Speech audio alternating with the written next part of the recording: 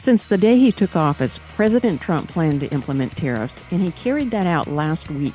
The immediate market reaction was very negative. But how might this impact your personal finances and the economy over the long term? Today, Mark and I are going to talk about the backstory of tariffs and what you should do now. It's easy to get lost on the way to retirement. Things like taxes, improper planning, and excessive market risk can all lead you astray from your goal of a successful and happy retirement. That's where Liz Whittaberry comes in. She's a holistic financial advisor and the founder of Best Path Advisors, and she can help guide you to a better financial path. This is Retire on Your Best Path with Liz Whittaberry. Welcome into another edition of Retire on Your Best Path with Liz Whittaberry and myself to talk investing, finance, and retirement. Of course, Liz is the founder and financial advisor at Best Path Advisors, and if you need some help, please reach out to her to have a conversation, get some time on her calendar at bestpathadvisors.com. That's bestpathadvisors.com. Liz, it's Monday morning. We're taping this. We'll drop this in a day or two after we record this. Not much going on in the market today, is there? It's just no news out there, right? No new news. My alerts are going off every little bit with the newest thing to know. Yeah. So, and that's why we decided to have this conversation. Obviously, a couple of days ago, they kicked in, right? I think April 2nd was the kick in. And so we're taping this on the 7th. Much more extreme than anyone expected. Yeah, but it's not just here. It's now, we woke up this morning to like every country is down. So we thought it'd be a good idea to kind of like maybe back up a little bit, take a look at the tariff situation, like what are they and so on and so forth, and how might it look. And obviously, who knows, right? At the time we're taping this, when we drop the podcast in 2 more days, it could be completely different, right? Right. So it's very, very volatile, but it's at least good to get some back information and then kind of speculate a little bit from there, because that's what you're doing really sometimes, is speculating on something this volatile. So I guess let's start with the beginning. What is a tariff? Yeah, a tariff is a government-imposed tax on imported goods from other country. And we've done this in the past over the years to raise revenue. In 2019, Trump's custom duties raised almost $72 billion. We've done it to protect domestic industries like our steel industry. We've done it to protect domestic consumers by restricting products that could be dangerous, that don't have the same oversights in their development. Right. And we've done it to exert political leverage over another country. There were tariffs on Russia when they invaded Ukraine. So there's a lot of reasons that tariffs are imposed. The thing that we are concerned about right now is just how fast they are, covering everything, every country. And the fact that the additional tax often gets passed on to the consumer, which means higher prices.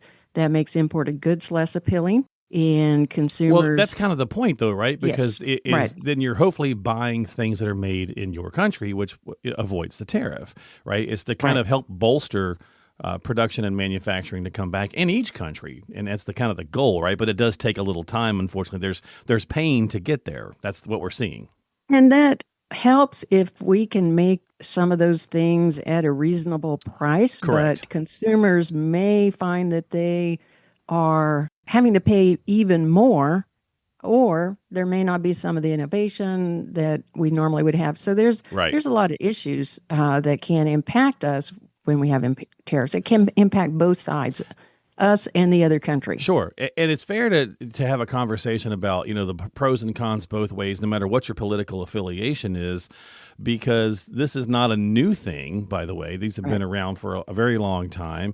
But when you're thinking about like the political, all countries have been tariffing the United States for many, many years, right? So obviously we've heard, ad nauseum about the reciprocal and so on and so forth.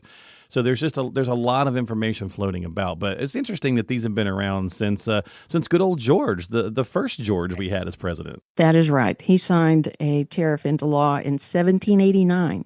Yeah. And it was a 5% flat rate on everything that was coming in response to a trade imbalance with England. But what a shock, right? Yeah.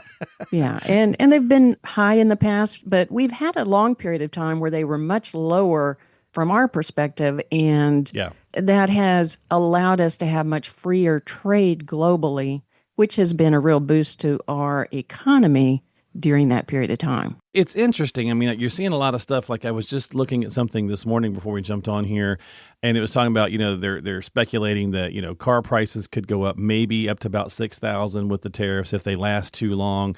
Yet all through the prior administration, car prices were up 8,000 due to, just inflation and various different things. And so it's kind of like it's six of one, half dozen of the other. Sometimes it feels like, right? And so hopefully the idea is that at the time that we're taping this list, countries are starting to come to the table. Hopefully the idea is that everyone says, okay, hey, let's rebalance this, much like we would rebalance our portfolio when things get out of whack. Let's rebalance this a little bit so that we can get, a fair, trade system across, multiple platforms, right? So that's kind of the idea. And of course, mentioning our balancing our own portfolio, how's this going to impact the economy? Because I'm sure a lot of people this morning are panicking, but probably the worst thing you can do is sell. I don't want to give advice. Obviously, you want to talk to your advisor before you do, but I'm sure that's what a lot of people are feeling this morning. So how do we deal with the impact? Yeah, just thinking about how this impacts the economy, and we do have an increased risk right now, depending upon which direction Trump actually ends up going, and no one knows that. Right. He may not even really know that himself.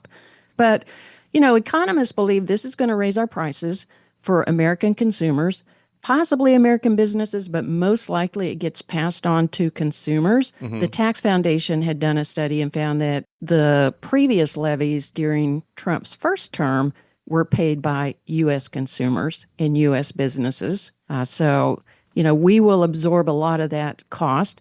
Our prices for domestic goods could increase. Our U.S. manufacturers may have higher input costs, and some of them may take advantage of reduced competition in the marketplace to just raise their prices. Right. A Goldman Sachs economist had predicted that we'll see a 0.1%, so a tenth of a percent increase in each 1% increase in the effective tariff rate. So if we have a 10% tariff rate, we would have a 1% increase in our products. And that was their analysis. We'll have to see how that plays out. One concern that I have is that, the CEOs of large U.S. companies earn bonuses by meeting their revenue targets. Okay. So if the tariffs stick at a very high level, then they're going to likely take some cost-cutting measures. They may have to reduce some headcount, do some things to still meet their targets, revenue-wise, profit-wise for the company. So that could create a situation where we see more unemployment, people are making less money, they're spending less money, we have higher prices, we have a higher risk of recession. Interesting. And so, that is something to watch. Now, if this is a short-term negotiating thing and we end up, everybody comes to the table and there's some positive news, then all of the pain that's going on right now reverses itself. The market bounces back. Everybody continues going forward. But where they're going to fall out is yet to be seen. There's a group called Strategists that does a lot of research, and they estimate that the new tariffs are adding $500 billion in revenue, and there was already $150 billion in what had already been enacted, and that's 2.2% of GDP.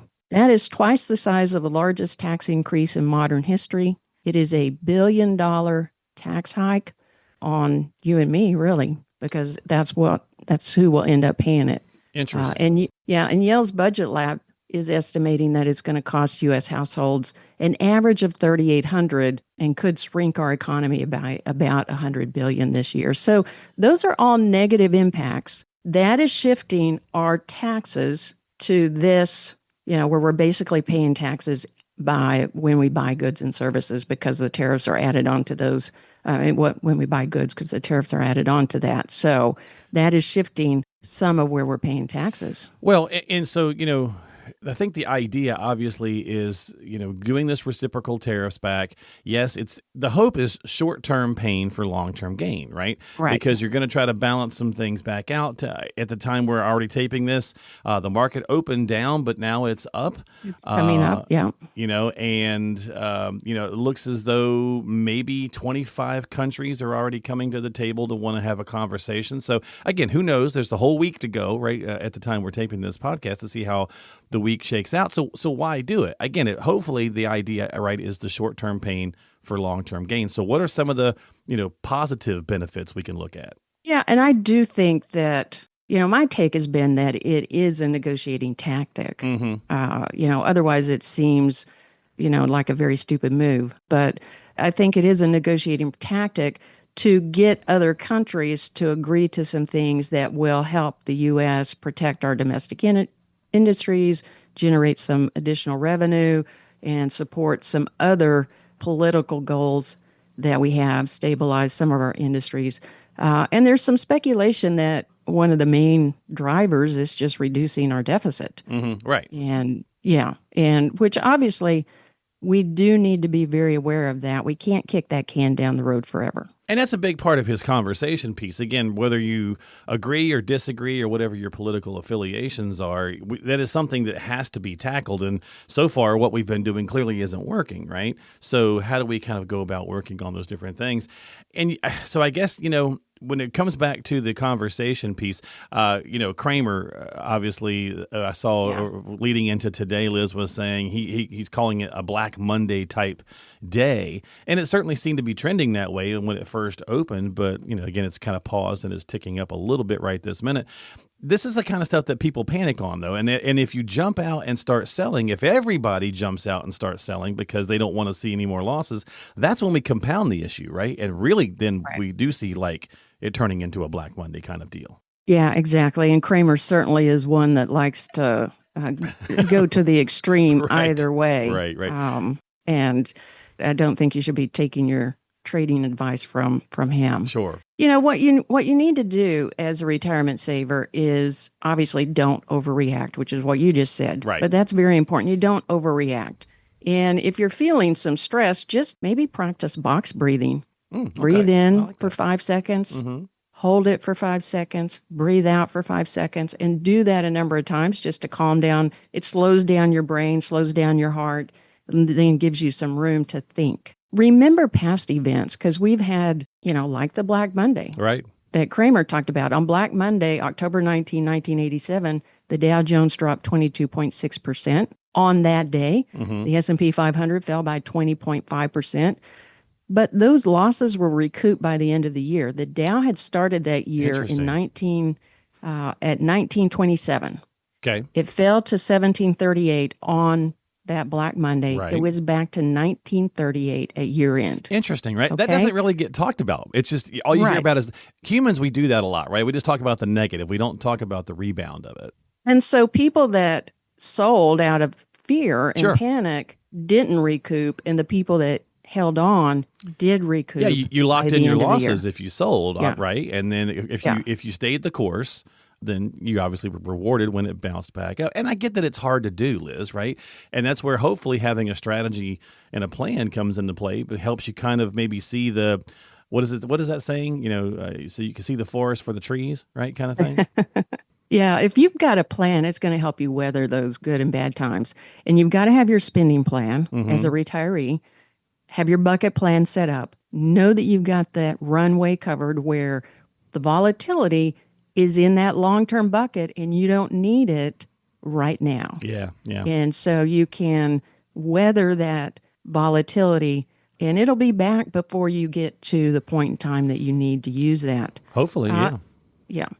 And I saw Jason Zweig, who writes for Wall Street Journal, I saw a very good thought process for making decisions in times like this. So Okay. I want to talk through that. Please. Yeah. Think of it as a simple pyramid, and you've got 3 layers. So your bottom layer are those decisions that you can make that you are not likely to regret later. Very unlikely to regret them. You can do some tax loss harvesting. You can adjust your spending for a short period of time. These are things that are easy to do, help you take some action, make some positive impact on your own situation, and you're not going to regret it 5 years down the road, 10 years down the road. The middle layer are things that you are unlikely to regret later, but you might. And this would be things like, well, maybe you stop reinvesting dividends and you just have them go to cash because that builds up some additional cash. Whereas if you continued to reinvest those dividends, you'd continue to buy in at these lower prices. So later you might wish that you had just continued to reinvest, but it might feel good right now to stop reinvesting those dividends and have that cash just go into cash where you can spend it. You might move some money a little bit on the sidelines from some equities to some T-bills, but not the whole thing. That top layer of the pyramid, we always think of the top layer of the pyramid as the most risky. Those are things that you will likely regret down the road and likely regret a lot, like moving completely to cash. Yeah, I mean that's interesting, right? So, what's your overall takeaway? What's your overall thoughts for people? I know we kind of covered a lot of it. Obviously, there is, and just real fast, just to kind of hit on it. You talked about Black Monday and the rebound. Same thing with 9/11, right? It was down 11 straight days, and it recovered in like a month. 31 days to recover. Yes. Yeah. Same thing with COVID. And COVID, we rebounded in a couple of months. When Russia invaded Ukraine, the S&P 500 dropped almost 7%, and we recovered in 23 days. If we come out with some, negotiated lower tariffs, we are going to rebound fairly quickly off of that. Yeah. Where this would become a bigger issue would be if there's no deals made and this continues to drag on at these very high tariffs for a couple of months or so. Yeah. And here's, here's my little piece of just, kind of, I guess, thought about it. Unfortunately, he's a very polarizing figure, right? So you just don't know how this is going to shake out at response. I think as a trade negotiating tactic, to your point, Liz, I feel like it's probably going to be short-lived too. But you just don't know how people are going to respond because he personally is a polarizing figure. And unfortunately, the news only tends to cover, the negative, and that gets people worked up into a lather, right? That gets them worked up into a frenzy, and that's what we're afraid of. We just don't want to see people selling off because the mainstream news has got them worked up into a frenzy, right? So it's where it's important to really consult with your advisor before you take action if you are panicking. Right. And the news is going to focus, like you say, on the negative. It's also going to have those clickbait headlines. Whereas the underlying data is still looking pretty good. We're still looking okay. We haven't moved into a recession yet. It could happen, but if we see some response, then we're likely going to continue moving forward. And so, if you've got your plan, and you know what you own and why you own it, and it's lined up with your timeline of your cash flow needs, then you should be fine to ignore a lot of this short-term noise and trust the plan and know that down the road, you're not going to regret that you did that. Yeah, exactly. Great conversation, great advice as always. If you have some questions, you need some help, please sit down with a qualified professional, reach out to one, have a chat. If not, Liz, talk to somebody before you take any action. But of course, Liz is here to help you. So go to bestpathadvisors.com. That's bestpathadvisors.com. If you're already working with her, you probably already have a plan and you already know that you can reach out and chat with her. But if you're not and you're checking out the podcast, again, consider having that conversation with her. A lot of good resources at her website as well. You can get in contact with her, obviously, but there also she has the Good Stuff page where there's lots of other stuff you can check out. Our YouTube channel, lots of content there as well. So if you need some help, again, reach out to her. Don't forget to subscribe to us on Apple and Spotify, and of course her YouTube as well. So Liz, thanks for hanging out as always. It was a great conversation. Thank you, Mark. Yes, ma'am. We'll see everybody next time. Yep, we'll see you next time, and stay safe and sane out there. We'll catch you later on Retire on Your Best Path with Liz Whittaberry.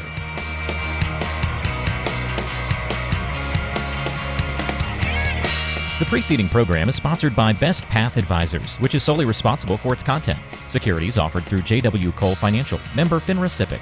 Investment advice offered through J.W. Cole Advisors. Best Path Advisors, J.W. Cole Financial, and J.W. Cole Advisors are unaffiliated entities. The opinions expressed by Liz Whittaberry should not be construed as specific tax, legal, or investment advice, nor as an offer to buy or sell any securities mentioned herein.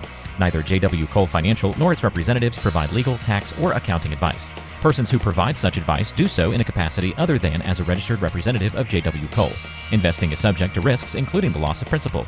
Due to volatility within the markets mentioned, opinions are subject to change without notice. Information is based on sources believed to be reliable, however, their accuracy or completeness cannot be guaranteed.